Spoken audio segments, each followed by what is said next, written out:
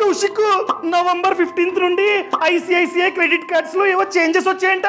ఏంటవి? First one వచ్చేసి మనం కనుక క్రెడిట్ కార్డు బిల్లుని ఆన్ టైమ్ లో కట్టకపోతే ఎంతైతే అవుట్ స్టాండింగ్ ఉందో దాని మీద వడ్డీ పడుతుంది. ఈ వడ్డీ పెరిగింది. అమ్మో, ఇదొక చిన్న శాంపుల్ మాత్రమే. ఇంతకు ముందు ఈ ఐసిఐసిఐ క్రెడిట్ కార్డ్స్ లో వడ్డీ చూసుకున్నట్లయితే 3.5% పర్ మంత్. సో మంత్ కి అవుట్ స్టాండింగ్ అమౌంట్ మీద 3.5% వడ్డీ పడేది. సో నవంబర్ 15th నుండి ఈ వడ్డీని పెంచారు. ఎంతకి? 3.75% కి. అంటే ఇయర్లీ లెక్కేస్తే 45%. అదే విధంగా లేట్ పేమెంట్ చార్జెస్, ఈ అవుట్ స్టాండింగ్ మీద లేట్ పేమెంట్ చార్జెస్ కూడా పడతాయి, డిపెండ్స్ అపాన్ అమౌంట్. దాన్ని కూడా పెంచారు. సో కొత్త రేట్స్ ని నువ్వైతే టేబుల్ లో చూడొచ్చు. అదే విధంగా interest on cash advance fee, ఇది కూడా పెరిగింది. అసలు క్యాష్ అడ్వాన్స్ ఫీ అంటే మనం కనుక పొరపాటున ఏటీఎం కి వెళ్ళి క్రెడిట్ కార్డుతో డబ్బుని విత్డ్రా చేస్తే ఎంతైతే డబ్బుని తీసామో దాని మీద వడ్డీ పడుతుంది. ఈ వడ్డీ ఇంతకు ముందు 3.5% పర్ మంత్, ఇప్పుడు అది 3.75% కి పెరిగిందనమాట.